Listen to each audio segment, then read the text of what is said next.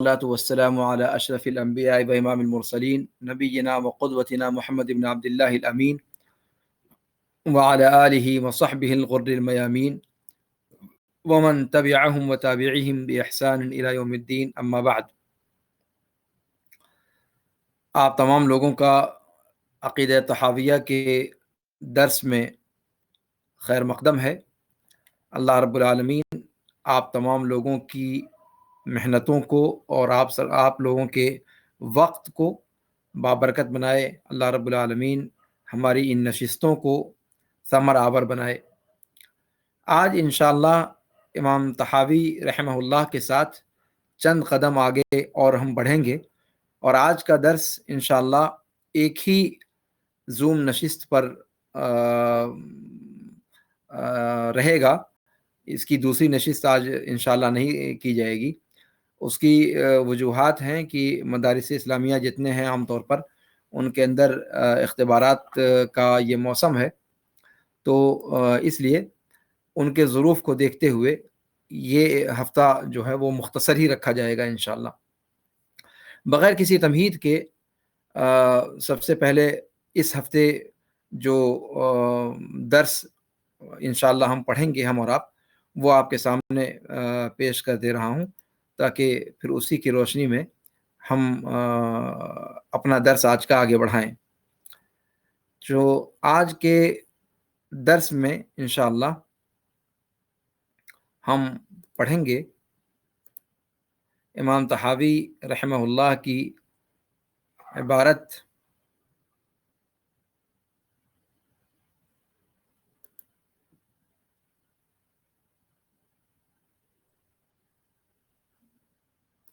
ادھر سے بھی نہیں ہوتا ہے.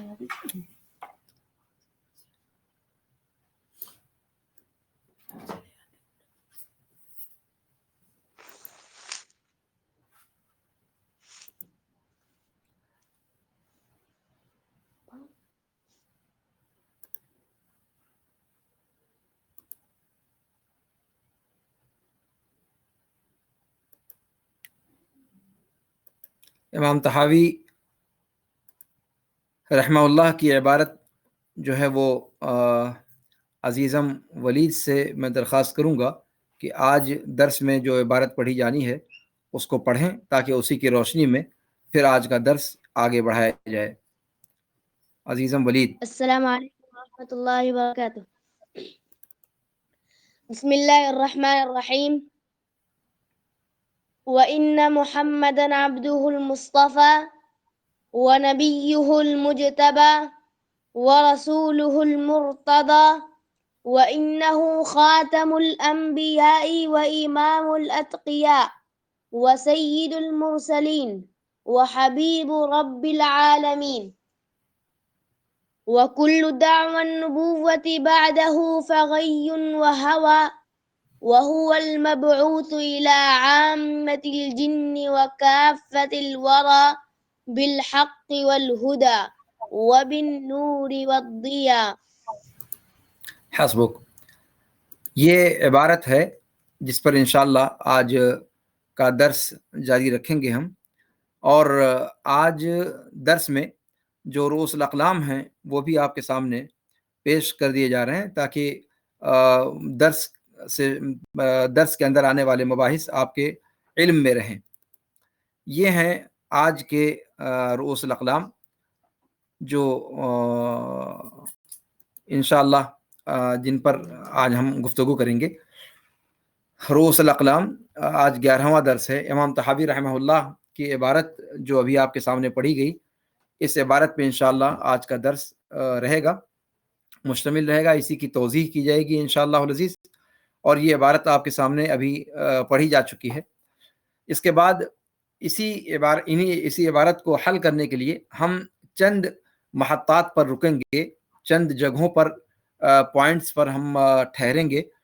ان میں سب سے پہلی چیز یہ ہے کہ رسالت اور نبوت کی بحث کا عقیدے سے کیا تعلق ہے. ہم عقیدہ توحید پڑھنے جا رہے ہیں، تو عقیدہ توحید میں اللہ کے رسول صلی اللہ علیہ وسلم کی رسالت و نبوت کی بحث یہ کس اعتبار سے اس کا مدخل ہے، اس پر گفتگو ہوگی. تو اس میں دو پہلو ہے. پہلی بات تو یہ کہ ارکان ایمان ارکان ایمان تمام کے تمام عقیدے کے اندر داخل ہیں، اور من جملہ ارکان ایمان میں اللہ کے رسول صلی اللہ علیہ وسلم پر ایمان داخل ہے. اور دوسری بات یہ کہ توحید کا علم رسولوں کے ذریعے سے ہوتا ہے، اس اعتبار سے رسولوں کا تذکرہ توحید کے علم میں یا عقیدے کے علم میں اپنے آپ اس کا مدخل ہو جاتا ہے. اسی طریقے سے امام طحاوی کی عبارت میں جو ابھی آپ کے سامنے پڑھی گئی، آپ نے دیکھا کہ اس کے اندر آپ صلی اللہ علیہ وسلم کے لیے چند اوصاف کو اس میں جمع کیا گیا ہے. پہلا وصف یہ کہ آپ صلی اللہ علیہ وسلم عبد ہیں، آپ صلی اللہ علیہ وسلم نبی ہیں، آپ صلی اللہ علیہ وسلم رسول ہیں، آپ صلی اللہ علیہ وسلم خاتم الانبیاء والمرسلین ہیں، آپ صلی اللہ علیہ وسلم حبیب رب العالمین و خلیلہ ہیں، اور آپ صلی اللہ علیہ وسلم کی بعثت وہ عام جن و انس کے لیے ہے اور تمام مخلوقات کے لیے ہے. تو ان اوصاف کو آپ صلی اللہ علیہ وسلم کے لیے جمع کیا گیا ہے، اس پر انشاءاللہ گفتگو ہوگی. یہ آج کا جو آج کے رؤوس الاقلام ہیں وہ آپ کے سامنے پیش کیے گئے.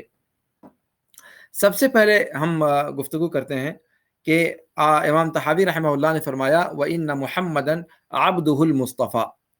اس کے اندر سب سے پہلی بات تو یہ ذکر کرنے کی ہے کہ رؤوس الاقلام میں جیسا کہ ذکر کیا کہ امام طحاوی رحمہ اللہ نے جو اپنا متن شروع کیا تھا، آپ کو یاد ہوگا، تو اس میں پہلا جملہ انہوں نے کہا تھا کہ نقول فی توحید اللہ معتقدین بتوفیق اللہ، نقول فی توحید اللہ.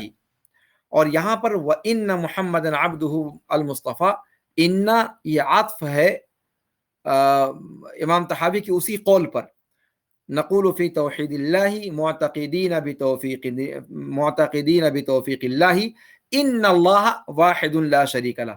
تو اسی ان اللہ واحد لا شریک لہ پر عطف ہے یہ جملہ وَإِنَّ مُحَمَّدًا عَبْدُهُ الْمُصْطَفَى. تو گویا عبارت اب یہ ہو گئی، عطف کو اگر دیکھیں آپ سامنے، کہ امام طحاوی گویا کہنا چاہتے ہیں کہ نقول فی توحید اللہ معتقدین بتوفیق اللہ ان محمدًا عبدہ المصطفیٰ. تو اللہ کی توحید میں اعتقاد رکھتے ہوئے اللہ کی توفیق سے ہم اس بات کو قولاً ادا کرتے ہوئے کہتے ہیں کہ محمد صلی اللہ علیہ وسلم یقینی طور پر اللہ کے بندے برگزیدہ بندے ہیں. تو یہاں سے یہ واضح ہوئی کہ اللہ کے رسول صلی اللہ علیہ وسلم کی رسالت کا عقیدہ یہ توحید ہی کے عقیدے میں شامل ہے. توحید کے عقیدے میں شامل ہے. دو اس کا طریقہ بتایا، دو وجہ بتائی. پہلی بات تو یہ کہ عقیدہ جب آپ بولتے ہیں یا توحید جب آپ بولتے ہیں تو یہ ارکان ایمان کو شامل ہوتا ہے، یہ تمام پورے ارکان ایمان کو شامل ہے. اور ارکان ایمان میں ایک رکن، ایک عظیم رکن آپ صلی اللہ علیہ وسلم پر ایمان کا بھی ہے، نبوت اور رسالت پر ایمان کا بھی ہے.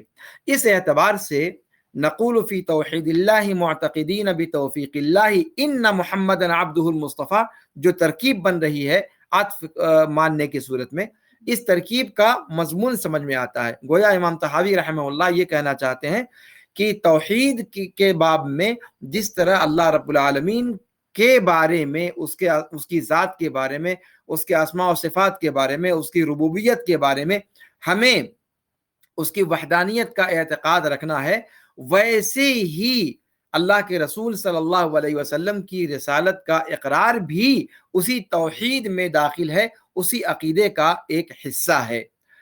تو اس اعتبار سے وہ حصہ ہے کیونکہ وہ ایمان کے ارکان میں سے ایک رکن ہے.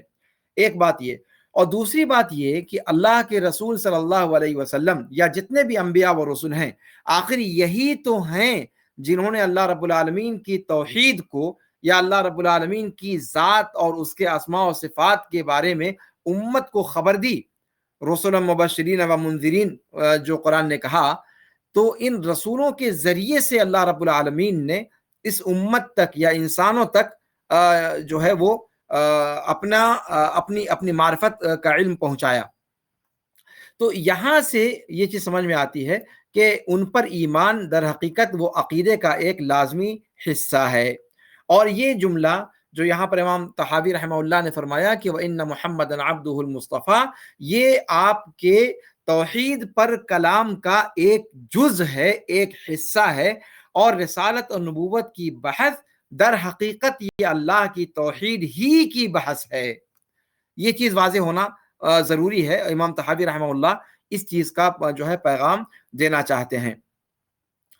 تو بتایا کہ ایک تو ارکان ایمان جو توحید اور عقیدہ ہے، عقیدہ کہا جاتا ہے ارکان ایمان کو ماننے کا، اور ارکان ایمان کا جز ہے۔ دوسرے، ان رسولوں کے ذریعے سے اللہ رب العالمین کی معرفت انسان کو حاصل ہوئی، اللہ کی توحید کا علم بندوں کو ہوا۔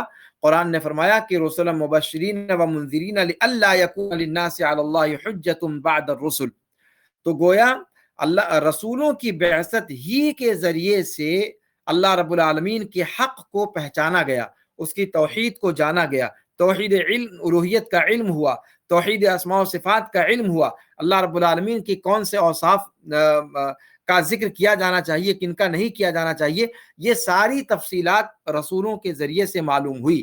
اور جب رسولوں کے ذریعے سے معلوم ہوئی تو توحید کا ایک حصہ رسولوں پر ایمان بھی ہے، چونکہ یہی طریق ہے جو توحید کے طریق تک پہنچانے والا ہے، توحید تک پہنچانے والا ہے، اور توحید کے علم تک پہنچانے والا راستہ بھی توحید کے اندر داخل ہے، توحید کے سے ہی اس کا براہ راست تعلق ہے۔ تو اس اعتبار سے یہاں سے اللہ کے رسول صلی اللہ علیہ وسلم کے بارے میں گفتگو شروع ہوئی۔ اب یہاں پر دوسرا جو معاملہ ہے کہ آپ صلی اللہ علیہ وسلم کو سب سے پہلے جس وصف سے امام طحاوی رحمہ اللہ نے یاد فرمایا وہ ہے صفت عبودیت۔ یہاں امام طحاوی رحمہ اللہ نے 3 اوصاف کا ذکر کیا، ان محمدًا عبدہ المصطفیٰ ونبیہ المجتبی ورسولہ المرتضی، کہ محمد صلی اللہ علیہ وسلم اللہ کے مختار بندے ہیں۔ مصطفیٰ یہ اصطفیٰ سے ہوتا ہے، اصطفیت ای اخترت، یعنی اللہ رب العالمین نے، جیسا کہ آپ جانتے ہیں اس سے پہلے کے دروس میں گزر چکا ہے، اللہ رب العالمین نے فرمایا کہ اللہ یصطفی من الملائکۃ رسلا ومن الناس، اللہ رب العالمین رسولوں کا انتخاب کرتا ہے، اختیار کرتا ہے لوگوں میں سے اور فرشتوں میں سے۔ تو اصطفاء کا جو لغوی معنی ہے وہ اختیار کا ہے، گویا آپ صلی اللہ علیہ وسلم مختار ہیں، آپ صلی اللہ علیہ وسلم چنندہ ہیں، لوگوں کے درمیان سے آپ کا انتخاب عمل میں لایا گیا ہے۔ تو مصطفیٰ کا معاملہ یہ ہوا۔ نبیہ المجتبی، اور مجتبی کا معنی ہوتا ہے اختصاص، جس کو خاص کیا گیا۔ آپ جانتے ہیں کہ یہ لفظ بھی قرآن کریم کے اندر آیا ہوا ہے، اور جتنے بھی رسول ہیں، انبیاء و رسول، آپ صلی اللہ علیہ وسلم کے ساتھ خاص نہیں یہ معاملہ، جتنے بھی اللہ کے رسول ہیں وہ سب کے سب مصطفیٰ ہیں، مجتبی ہیں اور مرتضی ہیں۔ مصطفیٰ کی بات تو میں نے ذکر کی ابھی آپ کے سامنے کہ اللہ یصطفی من الملائکۃ رسلا ومن الناس، تو یہاں پر جتنے بھی رسول ہیں وہ سب اللہ کے جو ہے اللہ کی جانب سے اختیار کیے ہوئے ہیں اور اللہ کے مختار بندے ہوتے ہیں۔ تو یہ چیز جو ہے مصطفیٰ کے حوالے سے جیسے بتائی، ویسے مجتبی کے حوالے سے، کہ مجتبی کا معنی ہوتا ہے اختصاص کا، یعنی اللہ رب العالمین نے جن کو خاص کر لیا ہے نبوت کے خاص مقام کو دینے کے لیے۔ قرآن نے انبیاء کرام کے تذکرے میں فرمایا کہ وَاجْتَبَيْنَاهُمْ وَهَدَيْنَاهُمْ، وَاجْتَبَيْنَاهُمْ یعنی اختصاص کے مفہوم میں کہ ہم نے ان کی جیل کو خاص کر لیا، انبیاء کرام کی ذاتوں کو خاص کر لیا، اور ہم نے خاص طور پر ان کو ہدایت عطا فرمائی، یعنی ہم نے ان کو نبی بنایا، فاجتبا، تو نبی بنا کر کے ان کو اور لوگوں کے مقابلے میں خصوصیت عطا کر دی۔ تو یہ صفت بھی گویا قرآن کریم ہی سے امام طحاوی رحمہ اللہ نے اخذ کی ہے، جو نبیوں کے اوصاف میں ذکر کیا گیا ہے۔ اسی طریقے سے تیسرا وصف جو انہوں نے مرتضی کا لفظ استعمال کیا، وَرَسُولُهُ الْمُرْتَضَى، تو مرتضی بھی قرآن کریم کے اندر وصف ذکر کیا گیا ہے رسولوں کا۔ قرآن کریم میں سورہ جن کے اندر اللہ رب العالمین نے فرمایا إِلَّا مَنِ ارْتَضَى مِن رَسُولٍ فَإِنَّهُ يَسْلُكُ مِن بَيْنِ يَدَيْهِ وَمن خَلْفِهِ رَصَادًا لِيَعْلَمَ أَن قَدْ أَبْلَغُوا رِسَالَاتِ رَبِّهِمْ۔ تو یہاں آپ دیکھیے کہ رسولوں کا وصف مرتضی قرآن کریم نے ذکر کیا ہے الا من ارتضی کے اندر، تو گویا یہ تینوں اوصاف جو امام طحاوی رحمہ اللہ نے یہاں پر ذکر فرمائے ہیں یہ تینوں قرآن کریم ہی سے ماخوذ ہیں، عبدہ المصطفیٰ و نبیہ المجتبیٰ و رسولہ المرتضیٰ۔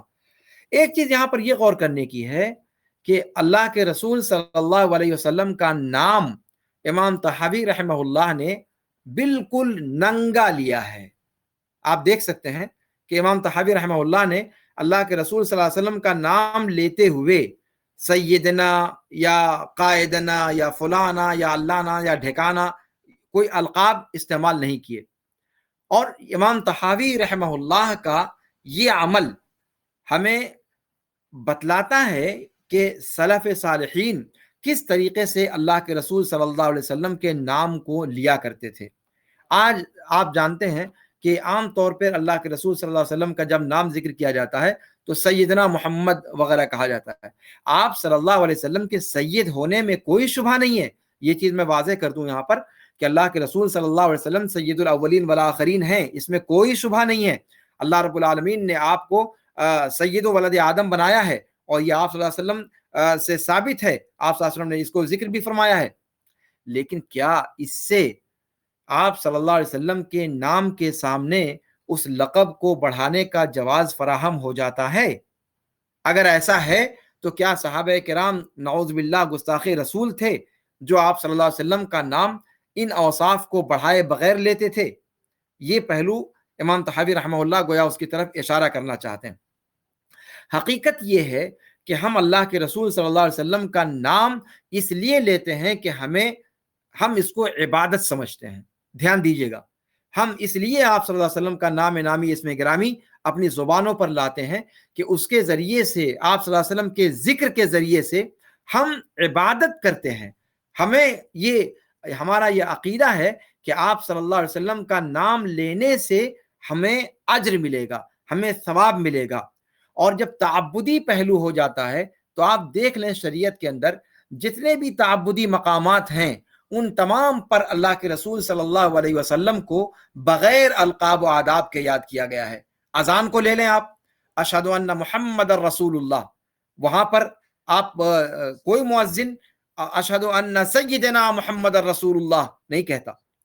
التحیات کے اندر دیکھ لیں اللہ کے رسول صلی اللہ علیہ وسلم کا نام نامی اس میں گرامی آتا ہے اور ویسے ہی لیا جاتا ہے۔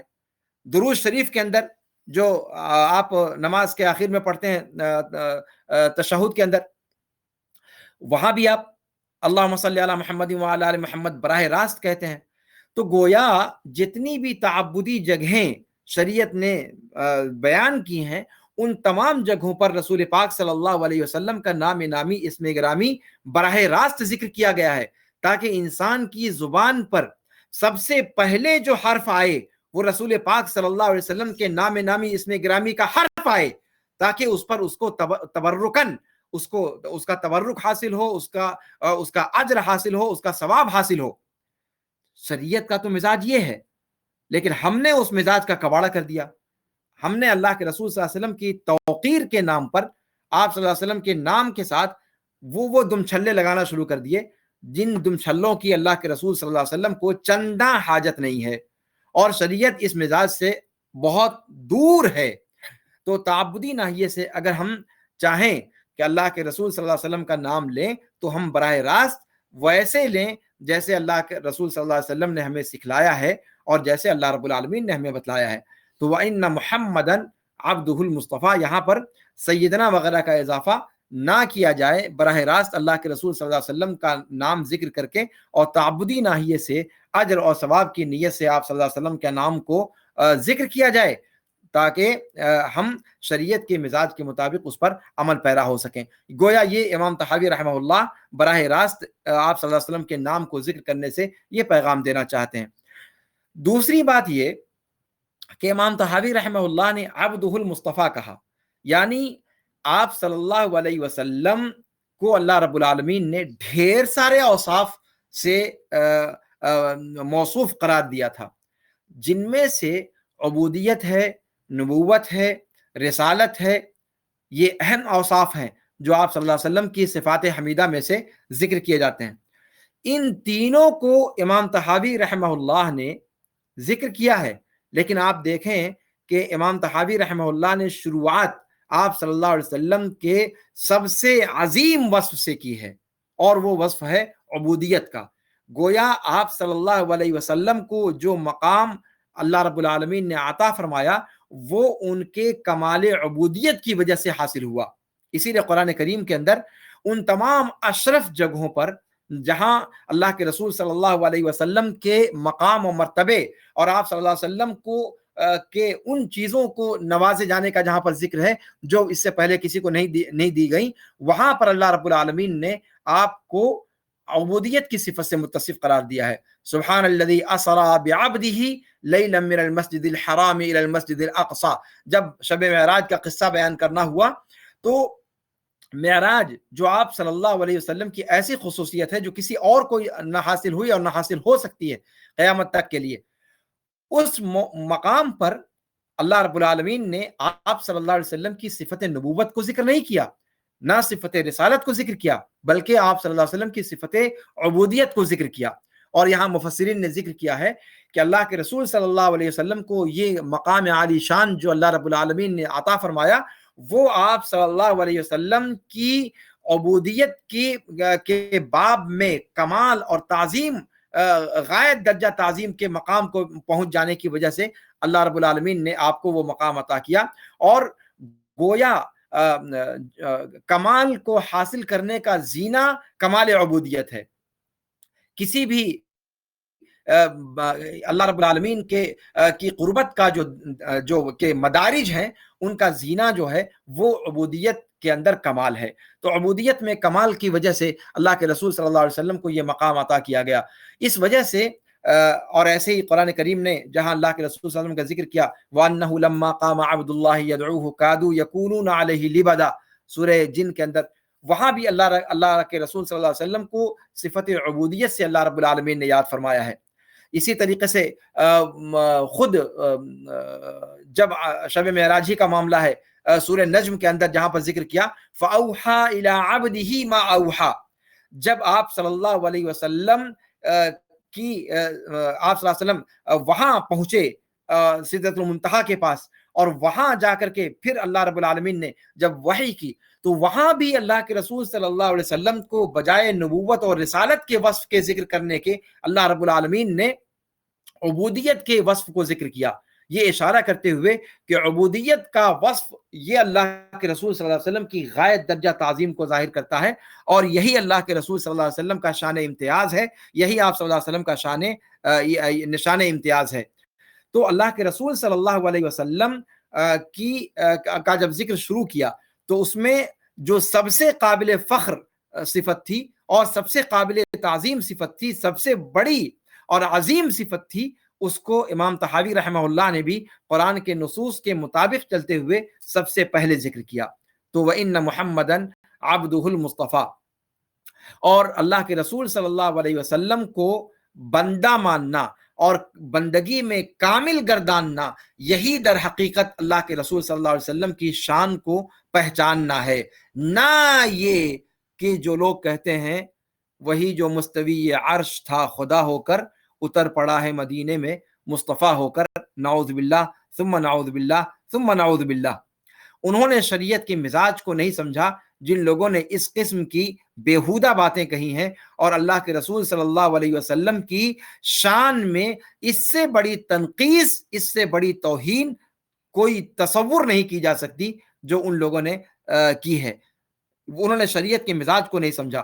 تو اس اعتبار سے امام طحاوی رحمہ اللہ کا اللہ کے رسول صلی اللہ علیہ وسلم کے ذکر کے معن بعد جو سب سے پہلا وصف آپ صلی اللہ علیہ وسلم کا ذکر کیا، قرآن کریم کے مزاج شناسی کا مظہر ہے وہ کہ انہوں نے سب سے پہلے کمال عبودیت کا ذکر کیا۔ تو آپ صلی اللہ علیہ وسلم اللہ رب العالمین کے مختار بندے تھے، اللہ رب العالمین کے چنیدہ بندے تھے، یہ آپ صلی اللہ علیہ وسلم کا سب سے پہلا وصف ذکر کیا۔ اس کے بعد کہا کہ وہ نبیہ المجتبی، اور اللہ کے رسول محمد صلی اللہ علیہ وسلم اللہ کے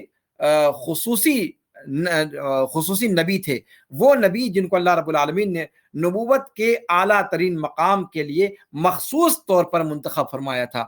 وَرَسُولُهُ الْمُرْتَضَى، اور وہ رسول جس کو اللہ رب العالمین نے چن لیا، جیسے کہ ارتضا کا مفہوم اس سے پہلے سورہ جن کی آیت کی روشنی میں بتایا۔ یہاں پر شارحین نے عام طور پہ ایک نقطہ اٹھایا ہے کہ نبی کا ذکر کیا اور رسول کا ذکر کیا، تو کیا امام طحاوی رحمہ اللہ نے اللہ کے رسول صلی اللہ علیہ وسلم کے مترادف اوصاف کو ذکر کیا ہے کہ آپ صلی اللہ علیہ وسلم نبی بھی تھے اور رسول بھی تھے، یا پھر یہ ہے کہ نبی اور رسول دونوں میں فرق ہے، اور عبودیت کے مقام کو پانے کے بعد، کامل مقام کو حاصل کرنے کے بعد آپ صلی اللہ علیہ وسلم گویا یہ تینوں اوصاف ترتیب کے اعتبار سے امام طحاوی رحمہ اللہ نے ذکر فرمائے ہیں۔ جیسے جیسے مدارج طے کرتے گئے اللہ کے رسول صلی اللہ علیہ وسلم شرف کا، مقام کا، افضلیت کا، اس کے اعتبار سے یہ مراتب یہاں پر ذکر کیے گئے ہیں۔ حقیقت یہ ہے کہ یہ راجح قول کے مطابق امام طحاوی رحمہ اللہ کی یہ ترتیب افضل سے افضل ترین کی طرف ہے۔ عبودیت میں کمال کی وجہ سے آپ صلی اللہ علیہ وسلم نبوت کے مقام پر فائز کیے گئے، اور پھر نبوت کے اعلیٰ مقام پر فائز کرنے کے بعد پھر رسالت کے اعلیٰ مقام پر فائز کیے گئے۔ جیسا کہ آپ سبھی جانتے ہیں کہ نبی اور رسول یہ بہرحال عام انسانوں سے یہ سب سے برتر ہیں، انبیاء، اور انبیاء کے مقابلے میں رسولوں کا مرتبہ ان سے بھی زیادہ بلند ہے۔ اب بات یہ ہے کہ نبی اور رسول میں کوئی فرق ہے یا نہیں فرق ہے، تو اس سلسلے میں بہت طویل بحثیں کی جاتی ہیں، لیکن چونکہ آج ہمیں ایک نشست کے اندر معاملے کو پورا کرنا ہے، اس لیے اختصار کے ساتھ میں اپنی بات کہتا ہوں۔ نبوت کے اشتقاق پر بھی جو ہے کچھ بات کرنی تھی، لیکن وقت کی تنگی کو دیکھتے ہوئے میں سوچتا ہوں کہ اب اس کو ذکر نہ کروں۔ نبی اور رسول کے تعلق سے تین گروہ عام طور پر بنے ہیں۔ پہلا گروہ وہ ہے جو کہتا ہے کہ نبی اور رسول میں کوئی فرق نہیں ہے۔ دوسرا گروہ وہ ہے جو کہتا ہے کہ نبی اور رسول میں فرق ہے، نبوت کا درجہ رسالت کے درجے سے کم ہے، نبوت کا درجہ رسالت کے درجے سے نیچے ہے، اور یہی قول جمہور کا قول ہے، یہی قول کہ نبی اور رسول میں فرق ہے، اور نبوت کا مقام یہ رسالت کے مقام سے نیچے ہے۔ عبودیت کا مقام، نبوت کا مقام، اور اس کے بعد پھر سب سے اعلیٰ ترین مقام خلقت میں رسالت کا مقام ہے۔ تو اور اسی لیے ابو ذر رضی اللہ تعالیٰ عنہ کی ایک روایت بیان کی جاتی ہے جس کو عام طور سے لوگ ذکر کرتے ہیں، 1,24,000 انبیاء کرام کا جو ذکر کیا جاتا ہے، وہ روایت گرچہ سند کے اعتبار سے صحیح نہیں ہے، لیکن اس کے الفاظ کے بارے میں بعض محققین نے کہا کہ اس کے بعض الفاظ یا اس کے بعض مضامین ثابت ہیں۔ تو اس میں من جملہ طور پر انبیاء کرام کی تعداد جیسے 1,24,000 ذکر کی گئی، اور ساتھ میں رسولوں کی تعداد کے بارے میں جب بات آئی تو اس میں ذکر کیا کہ 310 سے کچھ زائد رسولوں کی تعداد۔ تو اب 1,24,000 اور 310 سے کچھ زائد لوگ، ان دونوں عددوں کے اندر اگر آپ دیکھیں تو زمین و آسمان کا فرق دکھائی دیتا ہے۔ اگر وہ روایت من جملہ طور پر وہ سند کے اعتبار سے ثابت نہ بھی ہو، تب بھی یہ چیز اپنی جگہ پر متحقق ہے کہ نبوت کا جو درجہ ہے وہ رسالت کے درجے سے کم ہے، اور اسی لیے نبیوں کی تعداد رسولوں کے مقابلے میں زیادہ ہے۔ آدم علیہ السلام اللہ کے رسول اللہ رب العالمین کی طرف سے بھیجے ہوئے نبی تھے، اور لیکن رسول نہیں تھے۔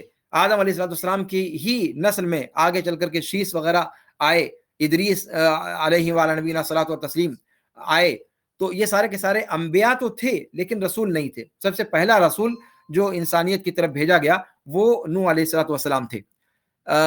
اب 10 منٹ وقت رہ گیا ہے، اور آپ کے پاس حاضری کا استمارہ بھیجا جا رہا ہے، آپ لوگ ساتھ میں حاضری بنا لیں تاکہ وقت سے پہلے پہلے حاضری کا معاملہ بھی مکمل ہو جائے۔ ٹیلی گرام پر جو لوگ موجود ہیں وہ لوگ بھی توجہ دیں اور حاضری کا استمارہ بھر دیں تاکہ ان کی حاضری درج ہو جائے۔ جی، تو وَنَبِيُّهُ الْمُجْتَبَى وَرَسُولُهُ الْمُرْتَضَى، اس کے اندر نبی اور رسول کے حوالے سے میں نے ذکر کیا آپ لوگوں کے سامنے کہ 3 گروہ ہیں۔ ایک گروہ وہ ہے جو کہتا ہے کہ نبی اور رسول میں کوئی فرق نہیں ہے، دونوں ایک ہی معنی پر دلالت کرتے ہیں۔ دوسرا گروہ کہتا ہے کہ نبی اور رسول کے درمیان فرق ہے، اور نبی کا درجہ رسول کے مقابلے میں کم ہے. ہر رسول نبی ہے لیکن ہر نبی رسول نہیں ہے. اور تیسرا مذہب ہے صوفیہ میں سے جو غلو کرنے والے لوگ ہیں ان کا. وہ کہتے ہیں کہ نبوت کا مقام رسالت کے مقام سے بلند تر ہے. استغفر اللہ. اور رسول وہ نبی سے کم درجے کا ہوتا ہے. پہلا جو مسلک بیان کیا گیا کہ رسول اور نبی میں کوئی فرق نہیں ہے، وہ علماء میں سے چند لوگوں کا قول ہے، متقدمین میں سے بھی، متاخرین میں سے بھی، اور ان میں سے بعض وہ بھی ہیں جو اہل سنت کی طرف نسبت رکھتے ہیں. دوسرا مذہب جو ہے کہ نبی اور رسول کے مابین فرق ہے اور ہر رسول نبی ہے لیکن ہر نبی رسول نہیں ہے. جمہور اہل علم کا اور عام اہل سنت کا قول یہی ہے، اور اس کے لیے ڈھیر ساری وہ دلیلیں بھی اپنے پاس رکھتے ہیں جن کی تفصیل کا یہ موقع نہیں. لیکن یہاں پر ایک چیز یہ ذہن میں رہنی چاہیے کہ نبی ہو یا رسول ہو، دونوں مرسل ہیں اللہ کی طرف سے، دونوں اللہ کی طرف سے مرسل ہیں. قرآن نے فرمایا وما ارسلنا من قبلك من رسول ولا نبی الا اذا تمنى القى الشيطان في امنيته. تو وما ارسلنا من قبلك من رسول ولا نبی، تو رسول اور نبی دونوں کے بارے میں اللہ رب العالمین نے ارسال کا فعل استعمال فرمایا. اس کا مطلب یہ ہے کہ دونوں کے دونوں اللہ رب العالمین کی طرف سے بھیجے ہوئے ہیں، خواہ وہ رسول ہوں یا نبی ہوں. لیکن اب رسول اور نبی دونوں کو عطف کے ساتھ ذکر کیا گیا ہے، اور عربی قاعدے کے مطابق عطف مغایرت کو چاہتا ہے. عطف مغایرت کو چاہتا ہے. جب آپ کہتے ہیں جانی زید و عمر، تو زید اور عمر دونوں ایک چیز نہیں ہو سکتے. زید کی الگ ہستی ہے، عمر کی الگ ہستی ہے. عطف دونوں میں ذات کو الگ الگ درشا رہا ہے کہ یہ دونوں الگ الگ ذاتیں ہیں، الگ الگ شخصیتیں ہیں. تو عطف جو ہے وہ اپنے اصل کے اعتبار سے مغایرت کو بتلاتا ہے. تو جب نبی پر اللہ رب العالمین نے رسول پر نبی کو عطف کیا اس آیت کریمہ کے اندر کہ وما ارسلنا من قبلک من رسول ولا نبی، اس کا مطلب یہ ہے کہ رسول اور چیز ہے اور نبی اور چیز ہے. تو یہاں سے استدلال کیا. اس کے اندر کئی ناحیے سے استدلال ہے. ایک تو لا کا جو تکرار ہے اس کے ذریعے سے بھی، اور جو عطف استعمال کیا گیا اس کے ذریعے سے بھی. دوسری بات یہ کہ اللہ کے رسول صلی اللہ علیہ وسلم نے صحیح حدیث میں آدم علیہ السلام کے بارے میں نبی مکلم کہا ہے، ان کو نبی مکلم ذکر کیا ہے. تو لیکن یہ کہ وہ رسول نہیں تھے. تو نبی تھے اور رسول نہیں تھے. اس کا مطلب یہ ہے کہ نبی اور رسول میں فرق ہے. اور رسولوں میں سے 5 اولو العزم رسولوں کا ذکر کیا گیا، جن میں سے پہلے نوح علیہ السلام ہے، اور آخری اللہ کے رسول جناب محمد رسول اللہ صلی اللہ علیہ وسلم ہیں. اور ایک دلیل وہ بھی جس کا میں نے ابھی ذکر کیا کہ ابو ذر رضی اللہ تعالیٰ عنہ کی روایت کو سے بھی استدلال کرتے ہیں کہ اس کے اندر انبیاء اور رسولوں کی تعداد میں بہت نمایاں فرق ذکر کیا گیا ہے. انبیاء کی تعداد کو بتایا کہ وہ 1 لاکھ سے زائد ہیں، یعنی 1,24,000 تقریباً، اور رسولوں کی تعداد اس کے اندر بتائی گئی کہ 300 سے کچھ زائد، یعنی 310 سے کچھ زائد رسولوں کی تعداد تھی. تو کہاں 1 لاکھ اور کہاں 300، آپ دیکھ سکتے ہیں کہ اس میں کتنا زیادہ زمین و آسمان کا فرق ہے. تو رسالت کا جو مقام ہے وہ نبوت کے مقابلے میں بہت بہت بہت ہی عرفہ ہے، اور یہی قول راجح ہے.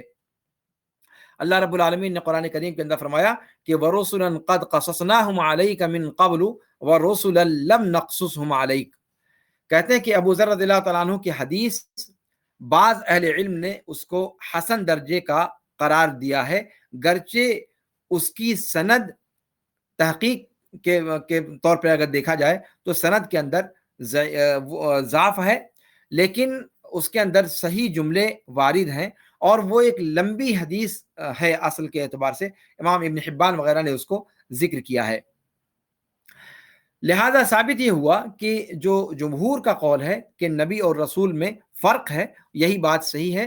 نبوت کا مقام رسالت کے مقام سے نیچے ہے، اور رسالت کا مقام نبوت کے مقام سے بہت ہی زیادہ اوپر ہے. اور امام طحاوی رحمہ اللہ کا جو انداز ہے ذکر کرنے کا، وہ بھی اسی بات کو بتلا رہا ہے کہ انہوں نے پہلے نبوت کا ذکر کیا اور پھر الگ سے رسالت کا ذکر کیا. لیکن اب یہاں پر ایک سوال اس پر بھی بات تھوڑی سی ہو جائے کہ نبوت اور رسالت میں فرق ہے کیا؟ یہ تو ٹھیک ہے کہ ہر نبی رسول نہیں ہوتا، لیکن ہر رسول نبی ہوتا ہے، لیکن ان دونوں کے درمیان فرق کیا ہے؟ تو اس کے بارے میں بھی الگ الگ باتیں ذکر کی گئیں، جس میں سے راجح قول یہ ہے کہ نبی وہ ہوتا ہے جو کسی شریعت کو لاتا ہے اور اپنی قوم تک اس کو پہنچاتا ہے، لیکن اور رسول بھی وہ ہوتا ہے جس کی طرف شریعت کی وحی کی جاتی ہے اور وہ لوگوں تک اس کو پہنچاتے ہیں. یہاں تک دونوں ٹھیک ہیں، لیکن نبی اور رسول میں جو فرق ہے وہ یہ کہ نبی مخالف اقوام کی طرف نہیں بھیجے جاتے، بلکہ جو قوم موافق ہوتی ہے، اپنے اہل ملت ہوتے ہیں، ان کی طرف بھیجے جاتے ہیں، گویا سدھار کا ایک ذمہ ان کو دیا جاتا ہے. جبکہ رسولوں کا معاملہ یہ ہے کہ وہ مخالفین کی طرف بھیجے جاتے ہیں اور ان کا ٹکراؤ ہوتا ہے براہ راست مخالف اقوام کے ساتھ. یہ راجح قول ذکر کیا گیا ہے نبی اور رسول کے درمیان فرق کا. اس کے بارے میں تفصیلات بہت ہیں. کچھ لوگوں نے یہ جو کہا کہ جن کو کتاب عطا کی گئی وہ نبی ہیں، وہ رسول ہیں، جن کو نہیں عطا کی گئی وہ نبی ہیں، یہ فرق درست نہیں ہے. اس لیے کہ کیا کہتے ہیں، کتاب نبیوں کو بھی دی گئی ہے اور رسولوں کو بھی دی گئی ہے. اسی طریقے سے وحی نبیوں کی طرف بھی آئی ہے اور رسولوں کی طرف بھی آئی ہے. اسی طریقے سے نبی کے پاس بھی شریعت بھیجی گئی ہے اور رسول کے پاس بھی شریعت بھیجی جاتی ہے. اور نبی جو ہوتا ہے، بس یہاں فرق آتا ہے کہ نبی کو اپنے موافق لوگوں کی طرف پہنچانے کا حکم دیا جاتا ہے، جیسا کہ اور اس کی ایک دلیل وہ بھی ہے روایت جو اللہ کے رسول صلی اللہ علیہ وسلم نے فرمایا کہ وَيَأْتِ النَّبِيُّ وَلَيْسَ مَعَهُ أَحَدٌ، کہ نبی آئیں گے اس حال میں کہ ان کے ساتھ کوئی اور نہیں ہوگا، یعنی کوئی بھی نہیں ہوگا. تو اس کا مطلب یہ ہے کہ وہ نبوت خود ان کی ذات کے لیے محدود رہی. تو نبوت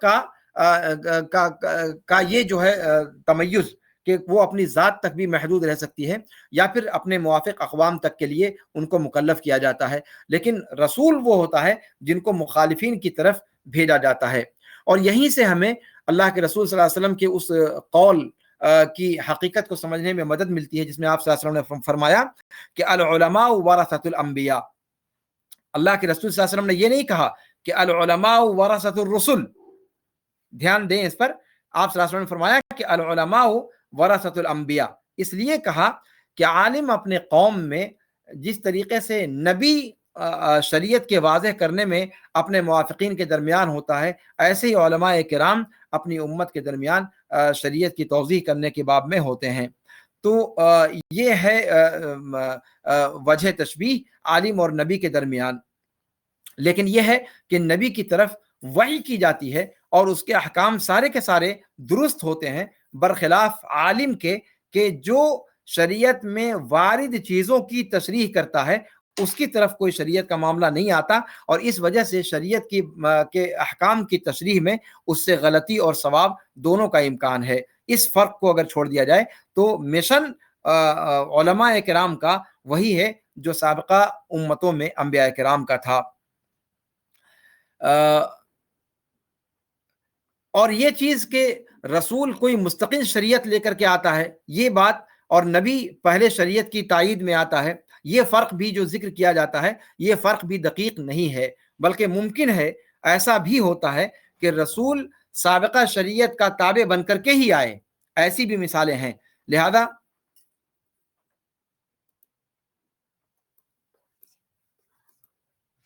نہیں، بات تو مکمل کرنی پڑے گی نا. زوم پہ کٹ گیا ہے، اس کو بات مکمل کر لینے تک کے لیے دوبارہ جوائن کرتے ہیں ابھی. پھر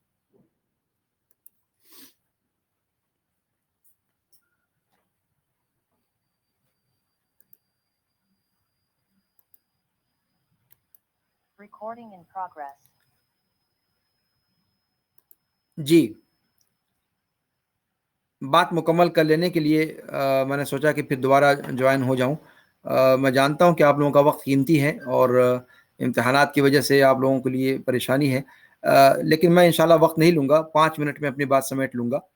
اور انشاءاللہ کل کا بھی درس ہمارا ایسے ہی مختصر رہے گا انشاءاللہ العزیز، جب تک کہ امتحانات سے آپ لوگ فارغ نہیں ہو جاتے، کیونکہ آپ ہی لوگوں کے لیے یہ درس رکھا گیا ہے اور ہم نہیں چاہیں گے کہ آپ کو زحمت میں ڈالیں، تو معاف کیجیے گا، بس 5 منٹ تھوڑا سا اور لے لوں تاکہ یہ بات مکمل ہو جائے۔ جی تو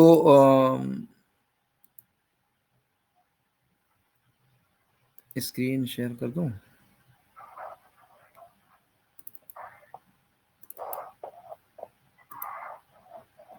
جی یہ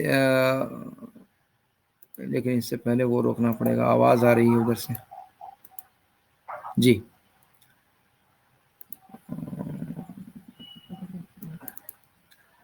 جی تو یہ کہہ رہا تھا کہ جو فروق ذکر کیے جاتے ہیں وہ دقیق نہیں ہیں۔ سب سے اہم چیز یہی ہے کہ رسول اور نبی کے فرق میں، جو اس میں آپ کو میں یہ ظاہر کر دوں کہ اس میں اقوال بہت سارے ہیں اور بہت ساری چیزیں فروق کے طور پر ذکر کی گئی ہیں، لیکن کوئی فرق کسوٹی پر پورے طور پر نہیں اترتا، سوائے اس کے جس کو بعض علماء محققین نے راجح قرار دیا ہے کہ موافق اور مخالف والی بات کہی جائے، اس کے علاوہ اور کوئی فرق بہت دقیق انداز میں ثابت نہیں ہو پاتا ہے۔ جیسے یہ جو کہا جاتا ہے کہ رسول مستقل شریعت لے کر کے آتے ہیں اور نبی جو پہلے کی شریعت کو کے مطابق ہی عمل کرتے ہیں، یہ فرق ذکر کیا جاتا ہے، حالانکہ یہ فرق درست نہیں ہے، یہ فرق درست نہیں ہے۔ رسول ہوتے ہوئے بھی سابقہ شریعت کا متبع ہو سکتا ہے، جیسے یوسف علیہ السلام کا معاملہ ہے۔ یوسف علیہ السلام ظاہر سی بات ہے یعقوب اور ابراہیم علیہ السلام کی جو شریعت تھی اسی شریعت کے وہ متبع تھے، تو یہ کہنا کہ رسول لازمی طور پر نئی شریعت کو لے کر کے آئیں گے اور نبی صرف پرانی شریعت کے مطابق فیصلہ کریں گے، یہ بات دقیق نہیں ہے۔ جیسا کہ میں نے آپ سے ذکر کیا کہ محققین علماء نے اس چیز کو، اس فرق کو دقیق نہیں گردانا ہے، لہذا جو دقیق فرق دونوں میں کہا جا سکتا ہے وہ یہی کہ رسول مخالفین کی طرف بھیجے جاتے ہیں، جبکہ نبی موافقین کی طرف بھیجے جاتے ہیں یا اپنی ذات کے لیے ان کو رکھا جاتا ہے۔ تو یہ چیزیں ہو گئیں نبی اور رسول کے حوالے سے۔ آج کے درس میں میں سمجھتا ہوں کہ اسی پر اکتفا کیا جائے، اور اگر آپ تھوڑا سا اگر اجازت دیں تو نبی کا اشتقاق، اس پر تھوڑی سی بات میں 1 منٹ میں کہہ دوں کہ نبی کا اشتقاق کس سے ہے، اس کے بارے میں اختلاف ہے۔ اس کے بارے میں اختلاف ہے کہ نبی یا کے ساتھ ہے یا نبی حمزہ کے ساتھ ہے، نبی نون با یا حمزہ یا پھر نون با یا مشددہ، اس کے بارے میں جو ہے اختلاف ہے۔ بعض لوگوں نے کہا کہ وہ نبوہ سے ہے، ارتفاع کے معنی میں، ٹھیک ہے۔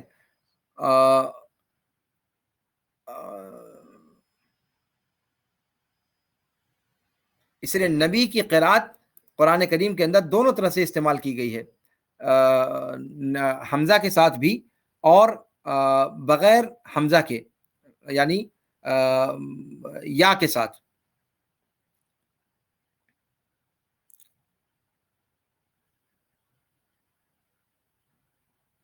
تو گویا نبی کے معنی میں رفعت کا معنی پایا گیا،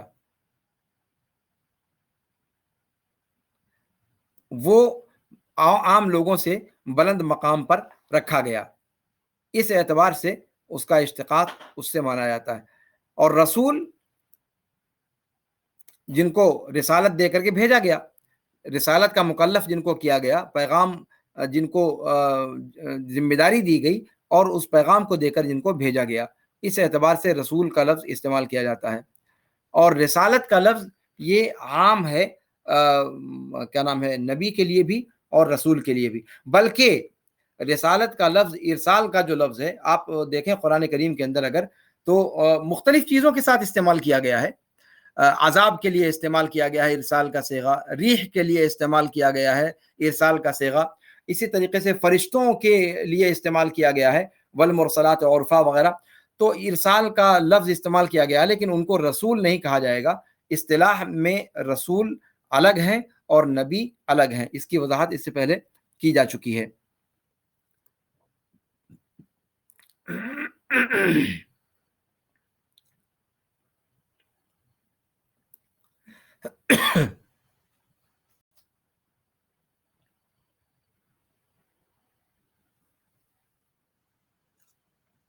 تو یہ آج کے درس کے اندر جو اختصار کے ساتھ میں چاہتا تھا کہ اس عبارت کے حوالے سے گفتگو ہو جائے.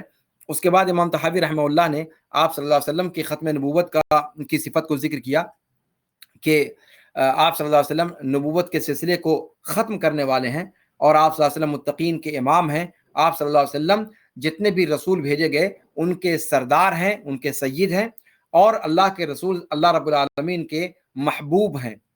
انشاءاللہ ان سب جملوں پر وَإِنَّهُ خاتم الانبیاء سے اور اس کے بعد کے جو جملے ہیں اس پر کچھ گفتگو، بلکہ وَإِنَّ محمد عبدہ المصطفیٰ سے بھی متعلق اگر کوئی بات اگر رہ گئی ہوگی تو انشاءاللہ میں کل کے درس میں اس کو بیان کرنے کی کوشش کروں گا. لیکن اہم جو مجھے لگتا ہے کہ خاتم الانبیاء، ختم نبوت کا جو معاملہ ہے، اس پر بھی تھوڑی سی روشنی ڈالنا ضروری ہے.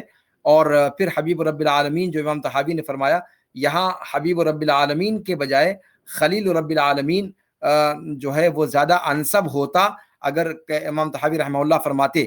اس لیے کہ امام ابن ابی العز رحمہ اللہ نے اس پر تفصیل کے ساتھ گفتگو کی ہے. محبت کے مقامات کو ابن تیمیہ اور ابن قیم رحمہ اللہ کی تحریروں سے ثابت کیا ہے، اور اس میں بتلایا ہے کہ آپ صلی اللہ علیہ وسلم کے لیے خلت کا مقام ثابت ہے. محبت کے درجات میں سے سب سے اعلیٰ درجہ مانا جاتا ہے خلت کا، وہ آپ صلی اللہ علیہ وسلم کے لیے ثابت ہے. تو اس وصف کے ثابت ہوتے ہوئے آپ صلی اللہ علیہ وسلم کو حبیب رب العالمین کہنے کے بجائے خلیل رب العالمین کہنا چاہیے تھا. اس لیے کہ آپ جانتے ہیں کہ اس دنیا کے اندر بھی اگر کوئی شخص اوپر کی ڈگری پا جاتا ہے تو نیچے کی ڈگری کا ذکر نہیں کیا جاتا. اب اگر کوئی شخص پی ایچ ڈی ہولڈر ہے تو وہ یہ نہیں کہے گا کہ میں ایم اے کیے ہوا ہوں، اپنے نام کے ساتھ ایم اے کا حوالہ نہیں دے گا، بلکہ وہ آخری ڈگری کا حوالہ دے گا. تو یہ ایک فطری بات ہے کہ محبت کا جو اللہ کے رسول صلی اللہ علیہ وسلم کے لیے اعلیٰ ترین مقام ثابت ہے وہ ہے خلت کا مقام. تو آپ صلی اللہ علیہ وسلم حبیب رب العالمین نہیں بلکہ خلیل رب العالمین تھے. تو یہاں پر امام ابن ابی العز رحمہ اللہ نے یہ جو بات کہی ہے امام طحاوی رحمہ اللہ کے تعلق سے، وہ بھی قابل غور ہے، اور تھوڑی سی گفتگو انشاءاللہ اگر موقع رہا تو کل اس پر کی جائے گی. اس کے بعد کہا کہ وَكُلُّ دَعْوَى النُّبُوَّةِ بَعْدَهُ فَغَيٌّ وَهَوَى. آپ صلی اللہ علیہ وسلم کی نبوت کے دعوے کے بعد جو بھی یہ دعویٰ کرتا ہے، یہ دعویٰ جو بھی کرے گا تو فَغَيٌّ وَهَوَى، تو وہ راہ راست سے بھٹکا ہوا اور خواہشات نفس کا پجاری ہوگا. آپ صلی اللہ علیہ وسلم تمام جنوں کی طرف اور پوری خلقت کی طرف بھیجے گئے حق اور ہدایت کے ذریعے سے اور نور اور ضیاء کے ذریعے سے. کل کے درس میں انشاءاللہ وَإِنَّهُ خاتم الانبیاء سے کچھ تفصیلات مزید بیان کی جائیں گی. آج کا درس اسی پر ختم کیا جاتا ہے، اور آپ تمام لوگوں کا پھر میں ایک بار شکریہ ادا کرتا ہوں کہ امتحان کا موقع ہوتے ہوئے اور ذہنی طور پر ایک پریشر آپ کے اوپر ہوتے ہوئے بھی آپ نے آج کے درس میں حاضری کو یقینی بنایا. اس کے لیے میں آپ تمام لوگوں کا شکر گزار ہوں. اللہ رب العالمین جو باتیں کہی جا رہی ہیں ان کو ہم سب کو سمجھنے کی توفیق عطا فرمائے اور توفیق بخشے اللہ رب العالمین، اور حق بات کو ہمیں سیکھنے اور اس پر عمل پیرا ہونے کی اللہ رب العالمین توفیق ارزانی بخشے. ھذا وصلی اللہ وسلم علی نبینا محمد وعلی آلہ وصحبہ اجمعین. وسبحانک اللہم وبحمدک، اشہد ان لا الہ الا انت، استغفرک واتوب الیک. والسلام علیکم ورحمۃ اللہ تعالی وبرکاتہ.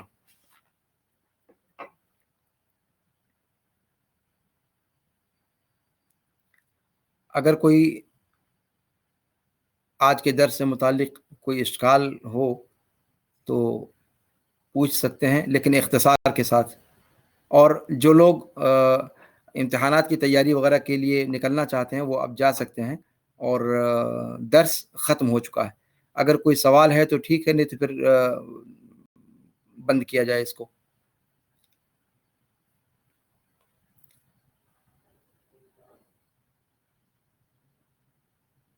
کوئی سوال نہیں ہے. ٹیلی گرام پر بھی اگر کوئی سوال ہو تو آپ لوگ کر سکتے ہیں. اگر کوئی ضروری سوال رہ گیا ہو، درس سے متعلق کوئی چیز وضاحت طلب ہو تو پوچھ سکتے ہیں، اور اگر نہیں تو پھر وقت کا بھی تقاضا یہی ہے کہ آج اختصار کیا جائے اور آپ لوگوں کو مزید زحمت میں مبتلا نہ کیا جائے. ٹھیک ہے، کوئی سوال نہیں ہے تو پھر آج اسی پر اکتفا کرتے ہیں. ہذا وصلی اللہ وسلم علی نبینا محمد وعلی آلہ وصحبہ اجمعین، والسلام علیکم ورحمۃ اللہ تعالی وبرکاتہ.